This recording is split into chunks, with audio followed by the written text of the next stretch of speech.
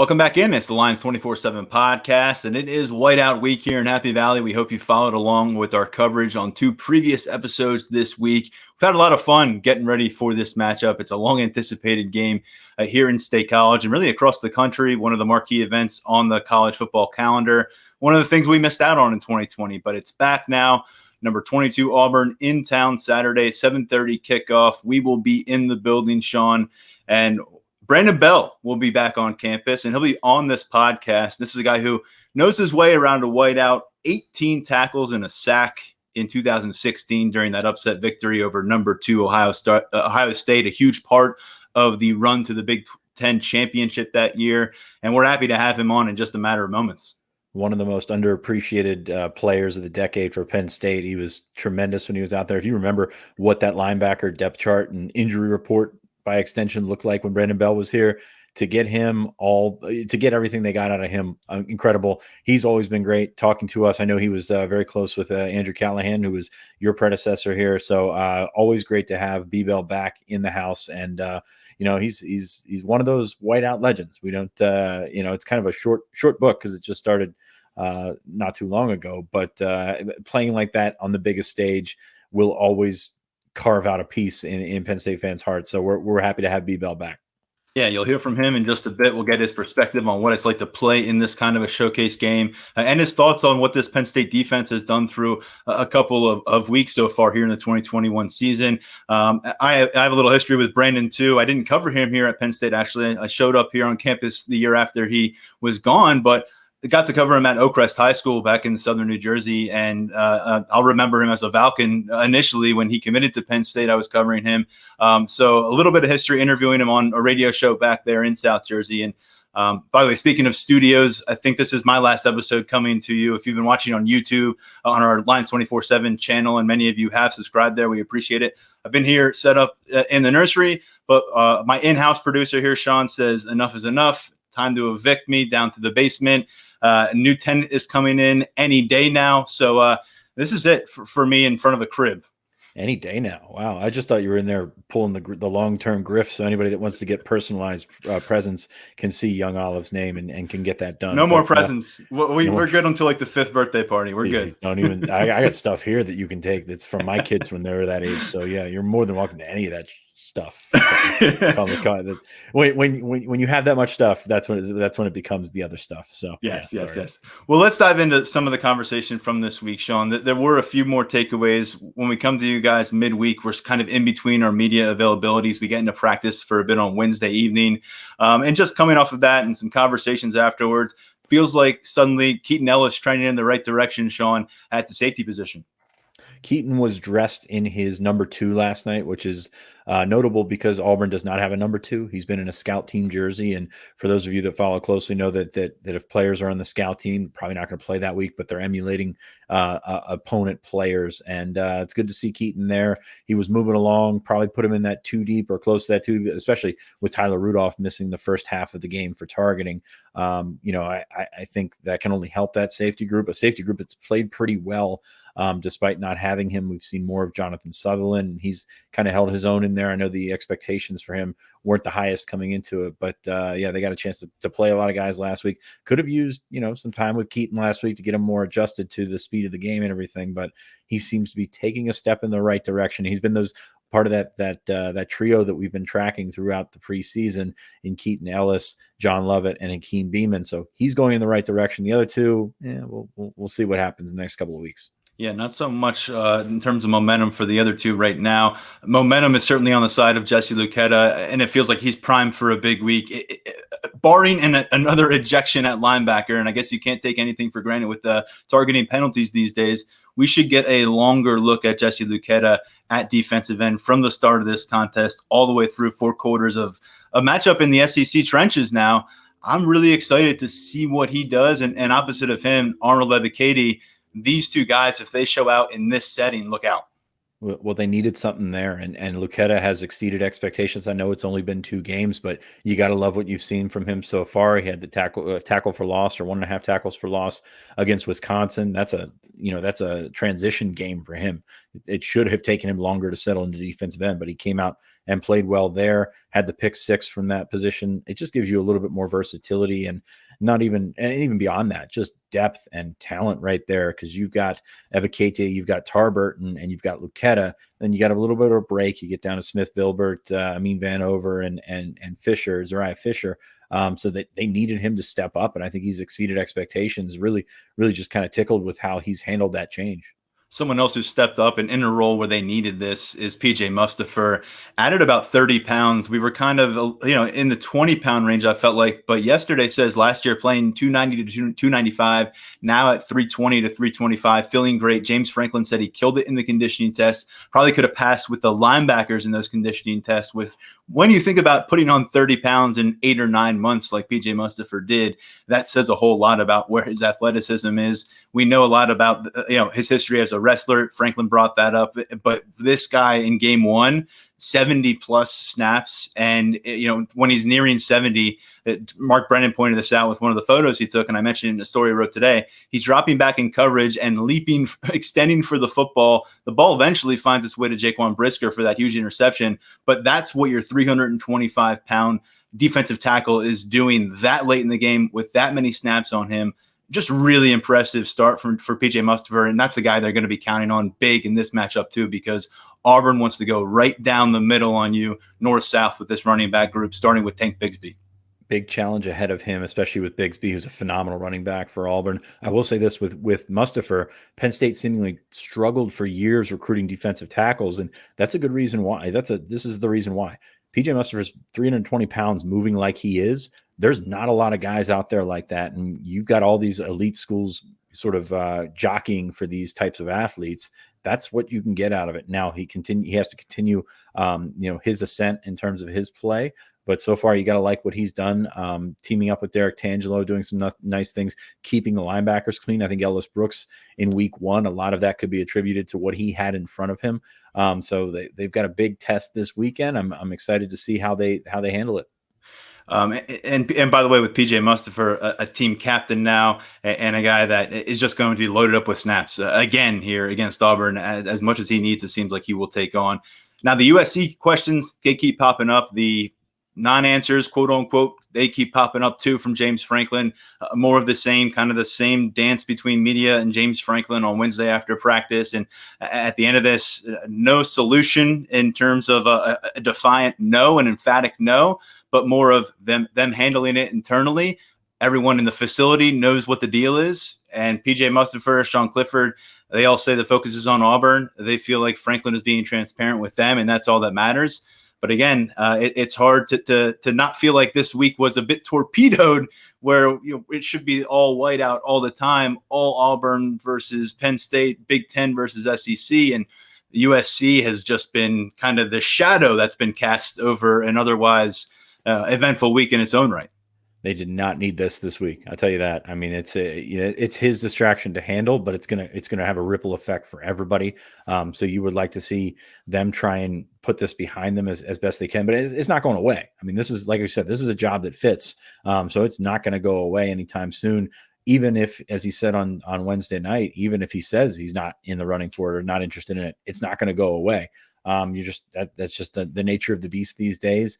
To me, it's about doing the job that's in front of you, making sure that Penn State is still the attractive place that he wants to be, because he's got a lot of things going for him. He's got a top 10 team. He's got a number 1 recruiting class. That's a lot on the plate for James Franklin right now. And as we said, this probably could have been better coming on or going into Villanova week, but it's just another thing on the plate, and that's concerning for this weekend. We finished recording that podcast last Saturday, did a little bit of writing, put my feet up, sat on the couch, watched USC getting pummeled by Stanford. Didn't think that was going to be such a shift for me in terms of what my next week was going to look like and the way we were going to talk about this week. But it is what it is. This is college football in the modern era, and it's always happening. And this was brought up yesterday during the media session. We can ask these questions. Everyone on radio shows can ask these questions. Everyone with a podcast microphone is asking these questions about USC and James Franklin and will it happen or won't it happen? But there's a lot of questions coming from recruits' parents, and those are the ones that are probably going to matter most in the coming days. That is, to me, something that can't be brushed under the carpet here. You've got the commits, their families, the targets, their families, official visitors happening.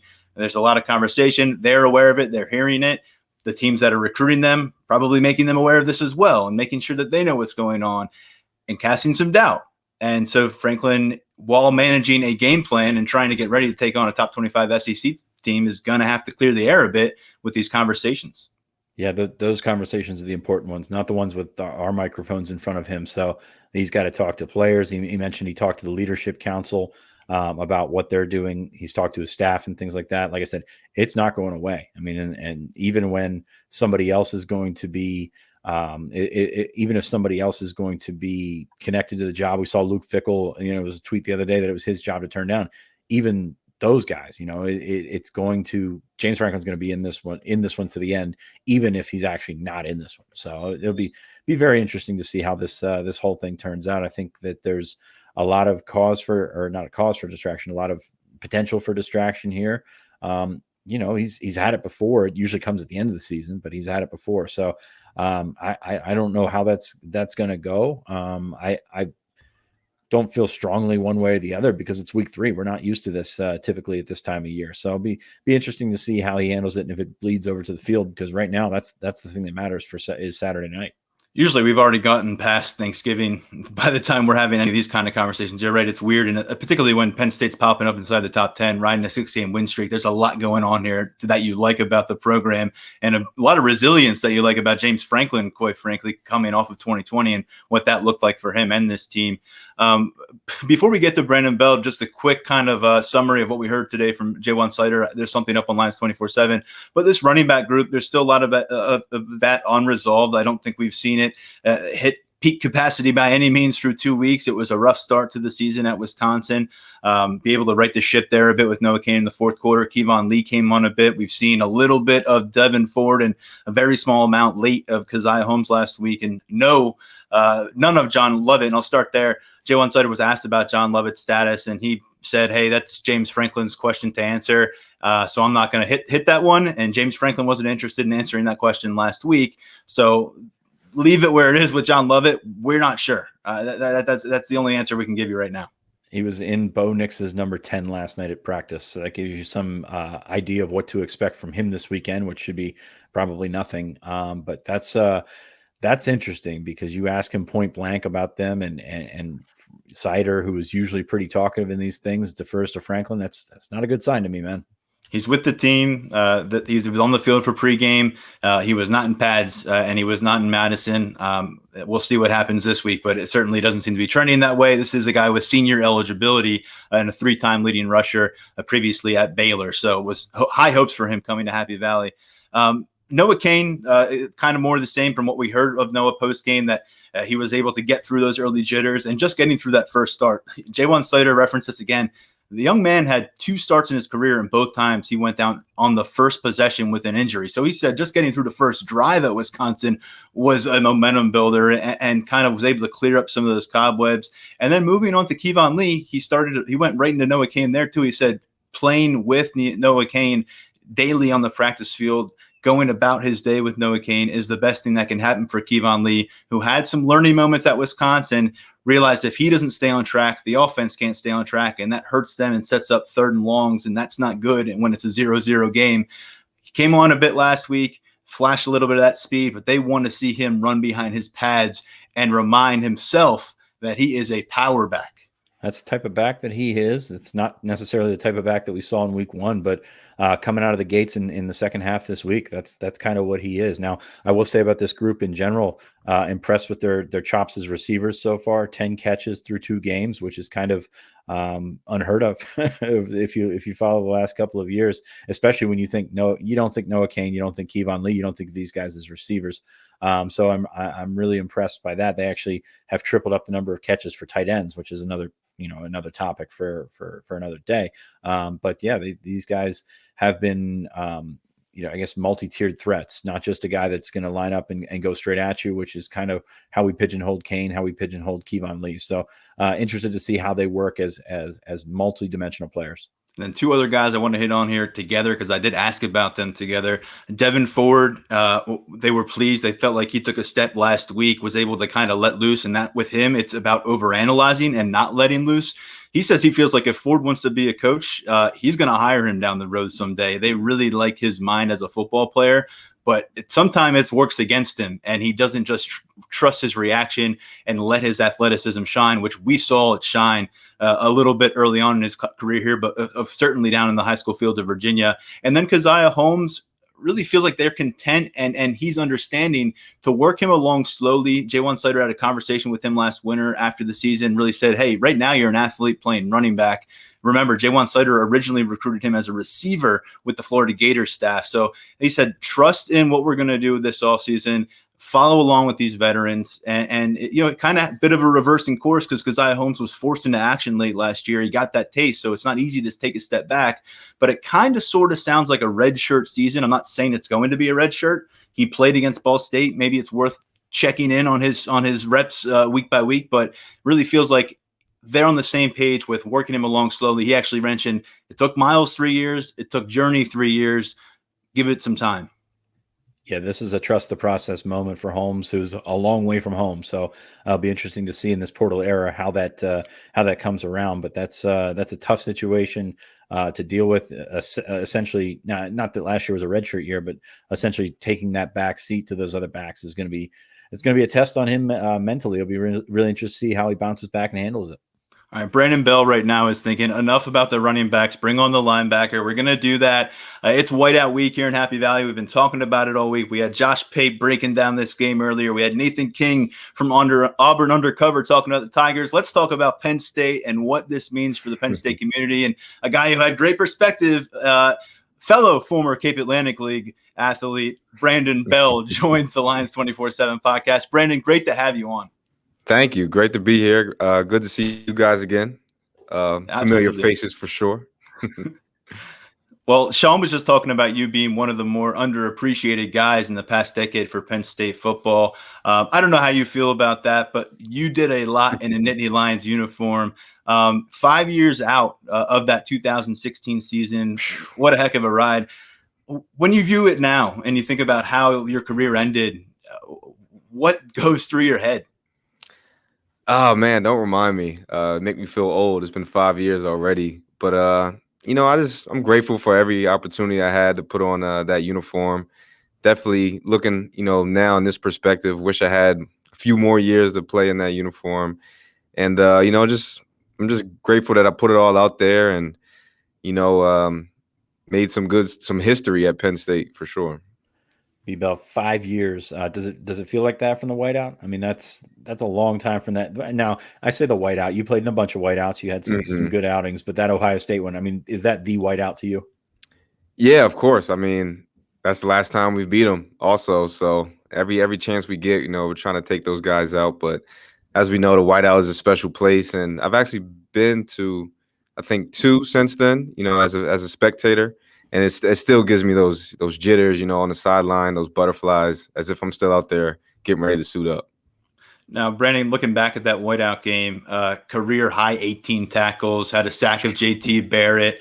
Is there something to be said for the different volume of adrenaline pumping through your body in a setting like that?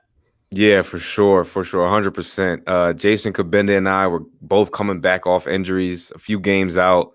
I remember I was supposed to have like a limited snap count for that game, but, you don't feel anything. There's no way we were going to sit that game out or take plays off or anything like that. So the adrenaline is definitely a factor, and it's I can't explain it. It's no other feeling that I've reached yet to match that. What's that conversation like with Franklin or Pry or whomever it takes with when he's going to put you on a pitch count, and clearly this is the biggest game of the year? You don't want to be limited. You don't want to be the guy that's sitting there, the splitting reps or anything like that. What's that conversation like the week leading up to the game? I mean, it makes sense the week leading up, but in the back of my head, at least, I'm like, yeah, that's not going to happen. I mean, we're here to win this game.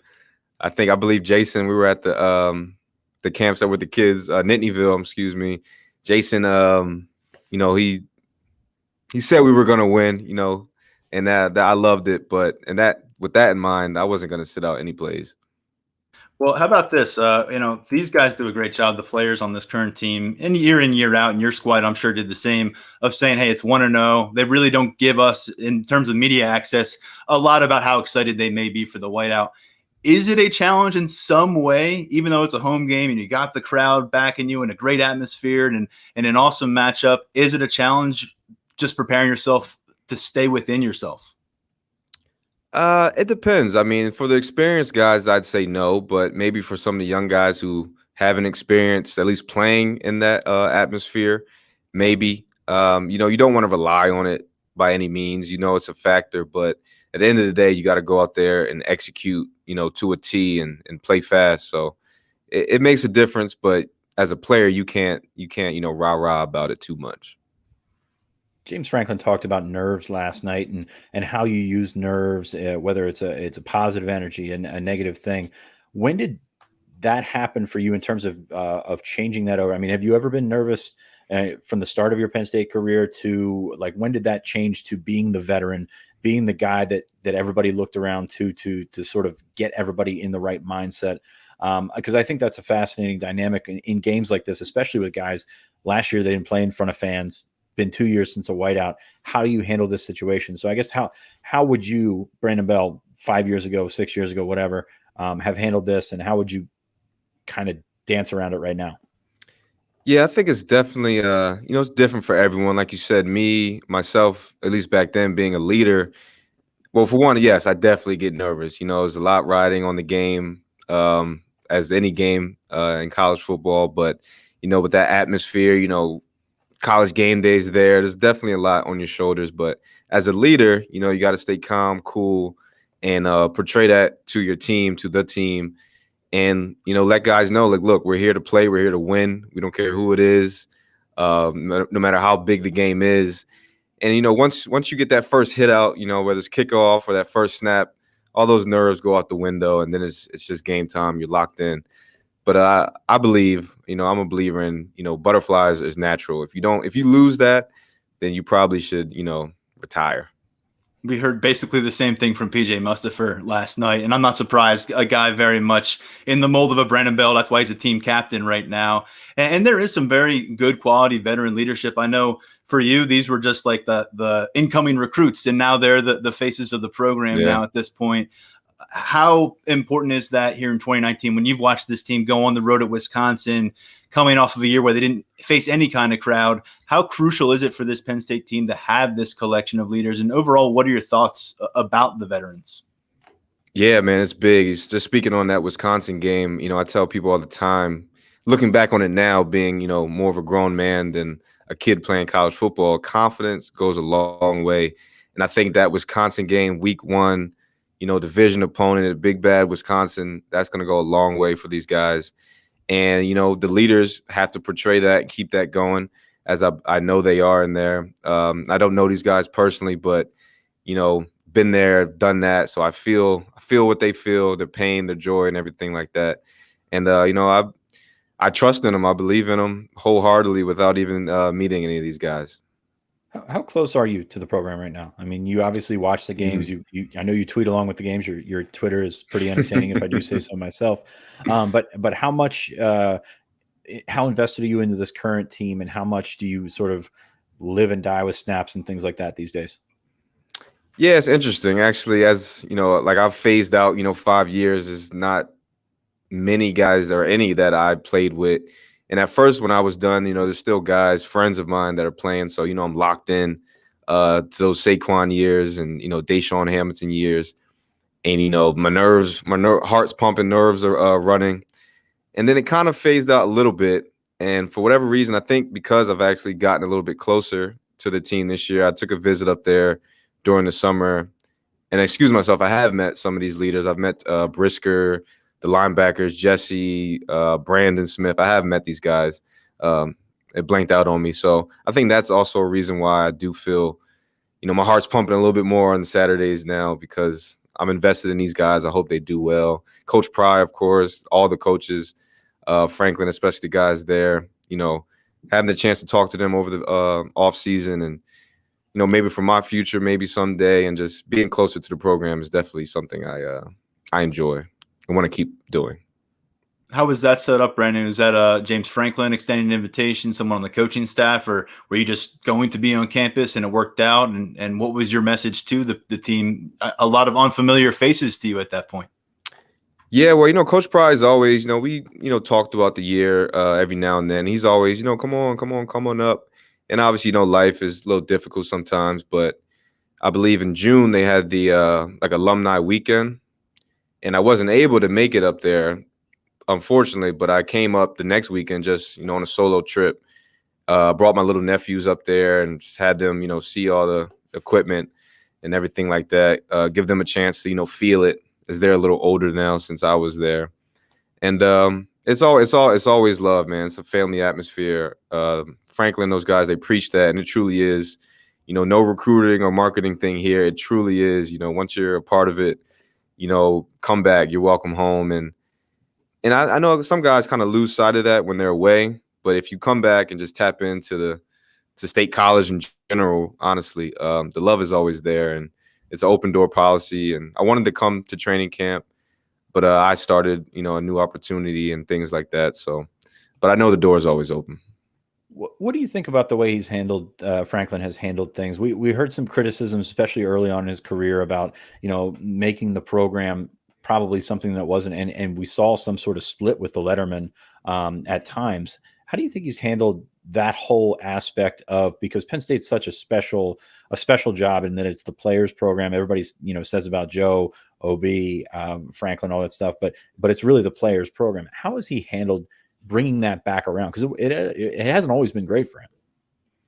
Yeah, and that's something as a player. Then you're a kid. All you worried about is football, school, being in college. You're not paying attention to. As an adult, more so now. I got to give Franklin his credit to your point, because it's a lot to deal with. 18 to 24-year-old kids, coach football, and the atmosphere of being the Penn State head coach, donors and Letterman and everything like that. So I give him his credit. He's pushing things forward, which Penn State always needs, and trying to build it bigger and better, which in college football today, you gotta keep pushing forward. Brandon, what would you, I guess, not necessarily pass along in terms of advice to the current Penn State players, but when you're hearing, and everyone wants to ask you this week about a USC coaching vacancy, and you're like, I'm trying to focus on Auburn, Penn State, that's what's ahead. But every single call today with this week with the players, it came up, the USC rumors, the speculation. Is that truly kind of seep into what you can do? I know you hadn't had that week 3 of a season in the top 10 during your career, but it's just such strange timing for these players to have to deal with it. It is. It's very strange, but, I've seen a million different names and possibilities thrown in there. So it's kind of a circus a little bit, and I think it was the same thing a few years ago. And it is, like you said, it's difficult for a week 3. I can't truly imagine how they're handling that. I've never been through that. But I know for the kids, this is a big week. Like I said, all I was thinking about was football, what I got to do, school, college. So I still believe they're locked in, and that's one thing, Franklin and the guys always preach: control what you can control. And right now is week 3, 1-0. So I believe that's their focus. It's been over a year and a half since you last suited up. How's life after football treating you? And how are you handling that? You've been a football guy for so long. How do you handle that transition to retirement or whatever you want to call it right now? Yeah, it was difficult. I'm not going to lie. And, but, thankfully, I'm in NFL films right now. It's a new opportunity for me to still be in football, like you said. And I think it's going really well. I'm working on an NFL matchup show with Greg Cosell and these guys. And I love it. He's right in the other room over there. And I'm still learning. It's crazy. I'm still learning football. It's only been maybe a month so far here, and I'm learning it from a different aspect, and giving my 2 cents. And I think I'm gonna continue to be close to football no matter where each opportunity lands me. And but definitely, getting done playing football was hard. Definitely gonna try to do some things to help guys kind of navigate that in the future. That's outstanding. Is that still based in Mount Laurel? Yep. Yes, sir. Oh, it sounds like a dream job for a lot of people who love football. So that's exciting for you. Yes, definitely. It's pure X's and O's, man. And if you ask me, it's the best football show on TV. Well, all right, let's pick Brandon, your brain then on X's and O's. Well, I mean, before you get there, where can we find your stuff? Where can people view you? Where can people find your analysis and things like that? You can find me on Twitter at __B Bell, BBELL. That's what the people call me. And that's pretty much all my socials is the same thing. Mainly Twitter, I stick to football, and like you said, I might get a little rowdy sometimes, but I like it because no one can really tell me what to say anymore. Yes, follow the man. But if we could tap into not just your knowledge that you're gaining every day on the job, but what you experienced here at Penn State yourself. What is working early on for Penn State defensively? Obviously, just a very impressive performance, to say the least, week one. And they handled their business in a big way against Ball State. No real breakdowns from what we could tell. To you, what is working? Yeah, I wish I could get the coach's tape, and maybe further along down the line I'll be able to get that. But from the TV broadcast, I mean, it looks like the defense is just teed up. These guys want to win. They're winning their one-on-one matchups first and foremost. And I think it looks like a different scheme, definitely that I've seen from a few years at least. It looks like a lot of kind of exotic different pressures. You got Jesse and different guys in different positions. And that's always difficult, especially for college quarterbacks or any quarterbacks. Pressure right down your face, right down the middle is always the best place to pressure a quarterback. And the last two games, it looks like Penn State's been able to do that. And the front seven looks good. The DBs look good. A lot of different faces rotating, which I actually like. Guys getting experience out there. But the one thing with that, I'll say, I think in the past, because these guys have already gotten some experience, a new face comes out there on a different series and they're playing fast. And I think that's the biggest thing I would take, at least from what I see on the TV broadcast. Defense is playing fast and physical. Stats sometimes lie. Is there anybody that just jumps off the screen at you in terms of talent, in terms of just that guy is a physical freak that, I didn't play with too many of those guys in my time? Yeah, I mean, the Mustafer kid looks good. He's always in the backfield. Brandon Smith, as we know, he's he looks like Tarzan. He's out there. He's a brick wall. I've got a chance. I stood next to him myself. Porter, anytime you get a 6 foot plus cornerback, is usually plays in your favor. Brisker obviously he's a big kid too, bigger than I expected until I actually met him. And he's physical. And he kind of reminds me of a kid, Jesse Bates in Cincy, who I think is blossoming into a star, and you guys will see it this year. He can hit. He's downhill. He'll definitely hit you in the mouth, but he's also, sideline to sideline as a rangy safety, which not too many players can do both of those things, I'll say. And obviously Jesse, he showed. I didn't know he was as versatile as he has showed so far. Lucetta, that is. I know he was a big body. I kind of had him slated more as a solid Mike, but he's showing ability to be on the edge, and that's going to fare well for him. And as we've seen, it's going to fare well for this team. That's good stuff. That's good stuff. I hope we can do this again. What are you feeling on this game? I'm not anticipating you are going to come on this show and pick Auburn, of course, but what do you think about the way this one plays out on Saturday night and how Penn State gets it done? I'm not too familiar with Auburn. I know they've blown out the last two opponents, but like I said, us beating Wisconsin, a big-time opponent week one, not too many college. Well, this year there was a lot of big games week one, but I think that's going to fare very much in our favor instead of playing, kind of some slouches week two. The game speed's there. I think hopefully we'll bring to Auburn a new game speed they haven't seen yet, at least defensively speaking. I can talk, and hopefully I hope Pride continues to light Bo Nix up and make it hard for him to make some reads.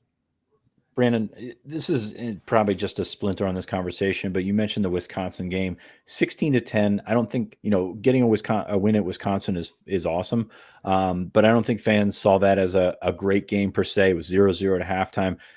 But from my standpoint, and from talking to coaches, from talking to players like you guys, How hard is it to win that game? Because I don't think people grasp how hard it is to win that game. No way, man. No way. As we know, Wisconsin is always big and tough and at your throat running the ball. And you've obviously seen that. And they had some great runs, and that's what's going to happen with Wisconsin. You're really not going to hold them to 50 rushing yards. But I think the resiliency of the team, defense and offense, coming out of halftime, offense wasn't too hot to start, but the resiliency and the coaching and, the adjustments they made, I think, is what you really have to take out of that game. And that shows to you that these kids, they're ready to play in any type of any moment. These coaches, big-time players made big-time plays and big-time moments. And anytime that happens, it makes me at least feel good, feel confident in any team, especially this team. Brandon, thank you so much for hopping on with us. Excited to hear about your opportunity with NFL Films, and we look forward to coming on your podcast someday if you'll have us. Yeah, for sure. Definitely. Definitely invite me back anytime. Anytime I get a chance to get on the microphone, I'm open to it. We'll take you up on the opportunity. Absolutely. Right, Sean? Yeah, absolutely. Thanks, Brandon. No problem. Thank you, guys. All right, Brandon Bell, as we said, huge game in that whiteout, but over the course of his career, 200-plus tackles, and just a guy that you're going to list off a lot of names before him when you ask the average fan, like to your point, about who stepped up in 2016 when Penn State surprised everybody, won that Big Ten championship. Do not forget about Brandon Bell. He was awesome. And, I think a lot of people will point to, the games that he had where he was super productive, like the whiteout. But I think a lot more will point to the USC Rose Bowl when he went out of the game, changed a lot of things. And that's unfortunate to play the what if game. But he was proved that he was irreplaceable at that point. Let's talk about this Auburn-Penn State matchup one more time, Sean. We've done it a lot this week, and if you missed any of our episodes, this is the third one already here coming to you on a Thursday. Josh Pate from the Late Kick with 24/7 Sports talked about all the dynamics in play here, Big Ten, SEC, some of the coaching carousel stuff, but more about what Auburn is all about here. And then we went really inside that Tigers team with Nathan King on Monday from 24/7 Sports, Auburn Undercover. Here we are now, and just before we get to our predictions, Sean, a few things here. We talked about it at the crux again, the two quarterbacks, Bo Nix. It's been brutal for him in some really key moments on the road during his career. A roller coaster ride between these fan bases and these quarterbacks. We've seen Sean Clifford have that moment where he was tested in a big way at Wisconsin. Didn't wow everybody, but survived it, didn't botch it, got home, played better against Ball State. You're looking for improvement there from week 3. And I know Bo Nix put up nice numbers, and Auburn has really pretty stat sheets from the first 2 weeks. But Bo Nix has not been tested, and it's going to come in a big way in Beaver Stadium. Well, he'll come in confident. I don't have any doubts about that. He always has. He's played in ridiculous atmospheres before, as we've noted. But to me, it's kind of like you ask us how to beat Penn State, and you say, load it up, make Sean Clifford beat you. To me, it's that's the way you do it with Auburn. Is you load it up. Tank Bigsby's a phenomenal running back. They got some good players on that offense, but Bo Nix is going to have to be the guy. And for Auburn to win this game, he's not going to have to play perfect, but he's going to have to protect the football. Penn State's defense has been very good at taking away the football in the first 2 weeks. So you get a tip ball, you go the other way, and that all of a sudden changes a lot of things. So I think that's the number one is you've got to make it and put it in Bo Nix's hands and say, come, this is our atmosphere. This is our home, sort of charge and the way that we do things up here. You need to come beat us. And that's that to me, it's probably oversimplified, but at the same time, this guy's thrown 10 interceptions on the road. And that's certainly something you can't ignore if you're Brent Pry. We talked about Brent Pry being aggressive early in these matchups and putting pressure on the quarterback. And we just heard from Brandon Bell about some of the versatility that they've utilized up front in some of their blitz packages. To me, you're going to send can Curtis Jacobs do some early damage? Can you get inside Bo Nix's head along with what the crowd is going to, you'd think, be able to do early in this matchup? But can you defensively with your defensive ends, Jesse Luketa, Arnold Ebiketie, Nick Tarburton, but specifically those first two guys I mentioned, can they wreak havoc in a way that we've seen during the first couple of weeks? Wisconsin's a very good opponent. Ball State is not as good of an opponent. Right now, we're seeing them on the field with a bunch of blue chip talent from the SEC. I know Auburn's not the top team in the SEC, but they've got a lot of athleticism.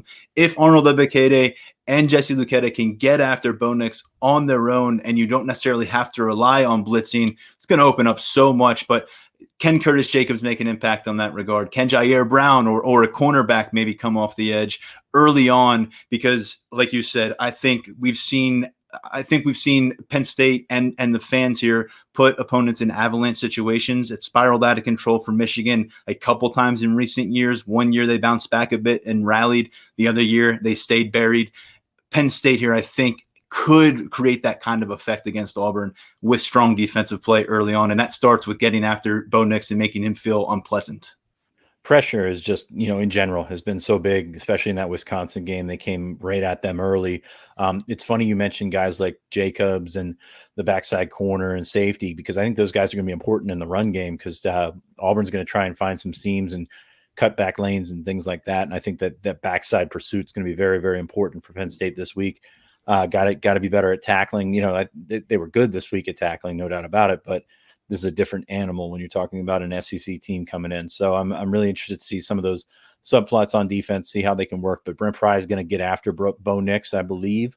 Those, I guess, quote unquote run blitzes get stack up the line of scrimmage and make them throw it over top of you. And we'll see what the secondary can do. They've been built up to big time levels right now, and they've had some takeaways this year, but this is going to be a good test for them. Nothing Penn State can do in this game will put them in a better position to put that pressure on Bo Nix than doing their best to contain at least the Auburn run game. It's not just Tank Bigsby. There's been some praise and some excitement about the young guy, Jarquez Hunter, what he's done in early games against lesser opponents, but a guy who has flashed for them at the running back position. But it's about Bigsby here, being able to stop him. That conversation to me starts with PJ Mustafer and continues to Ellis Brooks. And if he can duplicate or come close to duplicating what he did against Wisconsin, which you did a great job breaking down in film review, really what that performance was all about.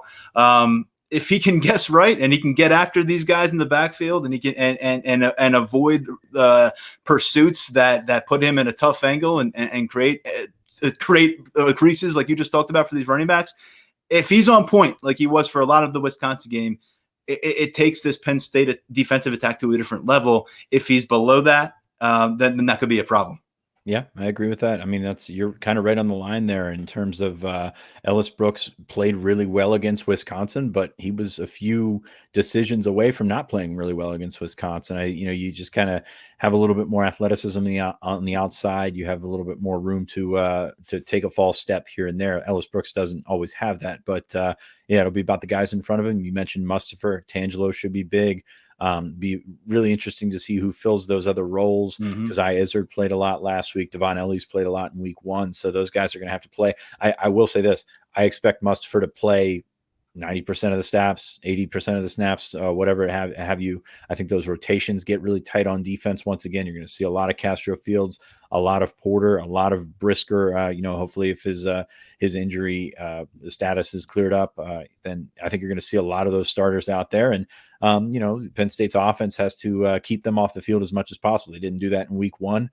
Came through when they had to, no doubt about it. But it'd be nice to get a couple extra first downs, a couple extra minutes of time of possession, and go from there. One guy you may not see as much of in this game as you did in the first couple of weeks, because Ellis Brooks is now available, and more important, because Keaton Ellis might be available, is Jonathan Sutherland. We saw a lot of him over the course of these last 2 games, more defensive snaps than we probably anticipated going into the season. It seems like that may not need to be the case against Auburn, but that the depth has been good for Penn State here on defense, and Brandon Bell alluded to that. When they bring in the next man at a lot of these spots, there hasn't been a significant drop off, but at the same time, when they've been playing their best football, they haven't turned to the best man very much. And I think that'll probably be the case here in week 3. Like you said, a lot of reps for the starters and not much beyond the fringes of that too deep for a lot of this game. Auburn, I think they overhauled that wide receiver. Demetrius Robinson, as we said, now 5 years removed from being the top receiver recruit in the country, still scares you. I think you still have to respect him in a lot of ways. He's that vertical threat. But overall, this group they've put together at receiver, they're very much untested. That combined with my lack of confidence in Bo Nix, I really like this matchup for Penn State's defensive backs, for their cornerback unit. And I think if they're able to establish an early cushion because of the advantage I see in those matchups, it could be really a pivotal turning point, and the ability for them to put this one not away early, but to continue to maintain a lead and force Auburn to start throwing it, and less ball opportunities going to Tank Bigsby, which is a good thing for you. Yeah, you want the ball out of Bigsby's hands, you want it in Nix's hands, and you want that ball up in the air, and you can make a play on it. So turnovers, third down possessions, things like that have are going to be paramount this game. It was kind of like with Wisconsin, they were getting to those 3rd and 2s, 3rd and 3s, and Penn State wasn't. You got to keep Auburn, off schedule, knock them out the first down, and put the pressure on Nix to make some decisions. And there's a lot of quarterbacks out there that struggle in making decisions. Even some of the ones that we perceive as good struggle when they have to make decisions, especially on the road in an atmosphere like this. So I'm curious to see how much pressure Brent Pry throws at them, and if we see any results in the back end because of it.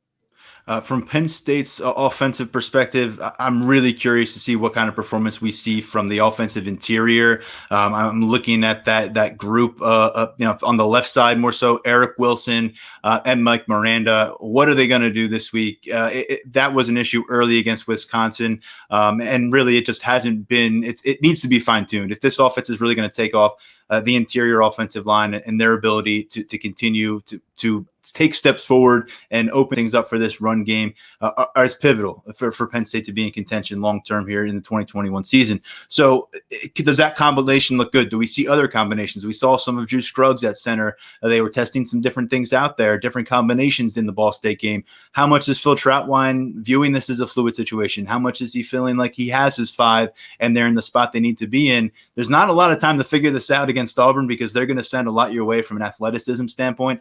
But I do feel like we're going to learn a lot about where Penn State is in week 3, and it's got to be better than where it was in week 1. It was a big reason why you were very lucky and fortunate that you could rely on their defense and come home 1-0. Week 1, that you can bet Auburn's looked at that tape and they're going to give Penn State some headaches with some odd fronts. I have no doubt about that. Wisconsin did a really good job of doing that. Now you won't have as many guys rotating through there. Of course, Eric Wilson's going to start. We expect him to play quite a bit, if not all of the snaps at left guard. So you're not worried about getting him and Wiggin in and out, but that's going to be something. They got to figure out how to move those fronts, and you really get off. Penn State struggled in that Wisconsin with combo blocks when you're trying to get one of your guards to the second level. They got to come back and be better with that. And if they can do that, they can find some seams. I think the quarterback run, as much as probably Penn State fans hate to hear it after last season, I think the quarterback run is going to be important on Saturday night. You could see Clifford maybe keep it a few more times than he's accustomed to this season. Third downs last season. Yeah.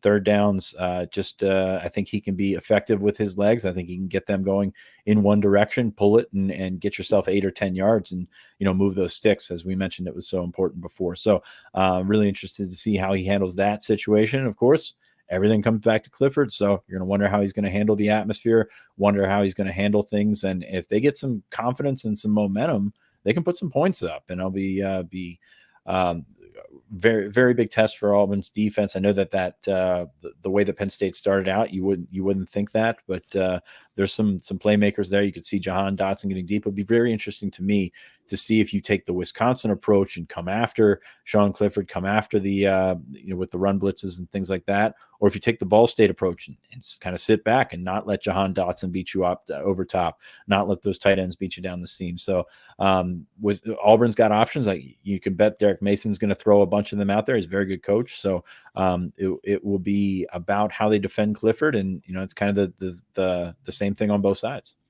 Yeah, I'm very curious. I think they're going to come out aggressive and test Clifford. We'll see. Yeah, I think they should. I think they should. That's been the playbook on if you rattle Clifford early, it's tough for him. It's been tough for him to right the ship over the course of those games, and we'll see. But on both sides of the ball, it feels like if you can start poking that quarterback in the pocket and doing that early, it's going to lead to good things for you. And when I think about this game, I see Penn State having a lead in the fourth quarter. So I'm thinking 4-minute offense. That's another thing that didn't work out in Penn State's favor at Wisconsin. Another reason why they were fortunate to come back 1-0, because they had to punt the ball and they gave Mertz another opportunity. Noah Kane, Kevon Lee, I mean, if these guys can go out, play their best football of the season and be that 1-2 punch that we think they can be, it's going to be tough sledding for Auburn when you think about the pass weapons and what that could open up. But we got to see it first. And this is a big test for both of those players. And it starts with the offensive front giving them opportunities. They're not going to be able to have those bounce outside chances like they did against Ball State. They don't have that athletic edge against Auburn in this matchup. But in a 4-minute offense, can your offensive line and can these running backs get the 3-4 yards, do it 3 times in a row, move the chains, do it 3 more times in a row, and let your quarterback take a knee and start celebrating with that crowd of 107,000? Don't give the ball back to Bo Nix. Yeah, and what did Franklin say this week? You got to run the ball when everybody knows you're going to run the ball. That's a challenge to the offensive line, challenge to the running backs, and hopefully Penn State finds themselves in that situation. Yeah, and some of the more difficult losses we've seen from Penn State over the years has been with the inability to get that done. I think you brought in Phil Trautwein for a reason. You've got this stable of running backs. You got to trust in that combination, and you got to put it out there, and you got to get it done. I do think they'll get it done. I mean, let's just jump into our predictions right now. I think that Penn State is going to be able to close this game out. I think part of that is because I think they'll be able to run the football in this game, and I think they'll be able to do that late, and it will help them. Similar to maybe the way they finished off on the road at Iowa a couple of years ago. And I think with Kane in game 3 back and Kevon Lee, I felt like he found something last week and was reminded of some things last week. This is a big test for them, but I see them scoring 30 points. I've got this at 30-20. I am not buying into Bo Nix coming to Beaver Stadium and turning it into a house of horrors for the Nittany Lions defense. I lean more into this becoming a bit of a nightmare for Bo Nix if it goes one way or the other in a big swing. I think ultimately it'll be an average performance from Bo Nix, and that won't be enough for this Auburn team. Penn State does enough offensively, and if they have to, I do think the defense can close it out. But a 10-point advantage means they won't be on the hook to do that like they were against Wisconsin. Yeah, just coming into an atmosphere like this, Auburn's got a smaller learning curve. I don't even know. I'm not a math guy, as PJ Mustafer said last night, but there's smaller room for error with Auburn. And if you can, get an early pick, get some pressure, knock the ball out of his hand, put this all on Bo Nix, I think they can be in a good spot. I've got Penn State winning 28-17. I don't know how I really came to that. I think Penn State's defense has an opportunity to really make some things happen, maybe get a score of their own, maybe get a special team score.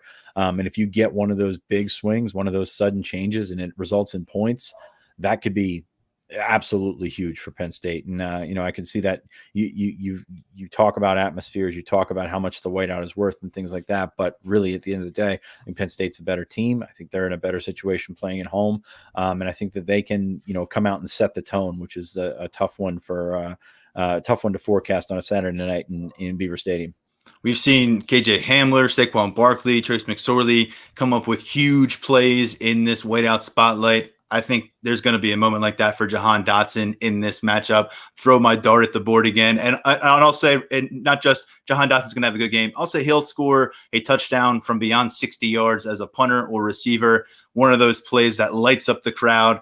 Maybe it's one that puts the game away. Maybe it's one that sets the tone early. But I just see it happening for Jahan Dotson, one of those hello America moments, and probably overdue for a lot of people who are going to be watching this game. Yeah, I mean, that's a safe prediction to go with Dotson. I think we said that earlier this year. Yeah. We're going to do that every week. So I'll give them to you this week. Special teams going to be huge. Of course, big special teams guy here, Jordan Stout, has been phenomenal in certain areas. So you need to continue to get on that. Like I said, would like to see them cover punts a little bit better and really get down there and change the game. That 20 yards on the touchback is so big. If you can, negate that and make that a 17-yard swing and start out on the 3 instead of the 20 can be so huge. So guys like AJ Litt and Drew Hartlob, guys that have been covering kicks and punts, are going to be huge in this game. There are our predictions. We've both got Penn State winning another top 25 matchup and going to 3-0, and Villanova coming to town next, and you start to put the schedule together. What lies ahead of Penn State, you can start to let your imagination roll if they get past this one with a win. Sean, any final thoughts? We talked about it last episode. There's a ton up on lines247.com. Brian Doan had a VIP recruiting chat here on Thursday morning, Thursday afternoon. Go check that out if you missed it for our VIP subscribers. But any last thoughts before we roll into the weekend where they're just going to be floodgates opened with recruits coming to campus. Yeah, be on Lions 24/7 after the game. Steve will be there. Doan will be there. All those guys. I don't know if it'll be right after the game, but that's going to be such a huge, huge weekend for Penn State. This is one that not only you can see some immediate dividends from, but it can set you up for the future in a big way, as we saw with what we wrote the other day about those 2022 guys coming in. So class of 2023, as I mentioned, the list is load more type list. When you're scrolling down and you can't fit them all on the page, load more. So we'll see what happens, guys. As we mentioned before, Lamont Payne, the cornerback from Western Pennsylvania, could see him, making some moves. Those familiar names like Antonio Tripp, Phil Pisciotti. So there's a lot to like from that 23 class. It's just a matter of setting them up and knocking them down. If Penn State can get a win and put it on an atmosphere like they have in the past, it's going to pay off for them for a long time. Like J1 Sider said on Thursday, the atmosphere will do its part. The only thing that they can control is going out and winning the game, and that's the best impression you can make on these kids. And there's a lot of them that'll be glued in on TV who are not in Beaver Stadium, but exciting times for Penn State's recruiting department here heading into the weekend. Sean, that's going to do it for us. We've got our post-game podcast. It'll be very late on Saturday, and there'll be plenty to talk about regardless of how it goes down in Beaver Stadium. A huge thanks to Brandon Bell and again to Josh Pate. If you missed that one, I don't want that to get buried. We had him on our Wednesday episode. He was outstanding, 25, 30 minutes. I don't know. It felt like a really solid conversation last episode. Another good one here with Brandon Bell. Thanks to our producer, Lance Glynn. For Sean, I'm Tyler. This is the Lions 24/7 podcast. Be sure to subscribe on YouTube at Lions 24/7.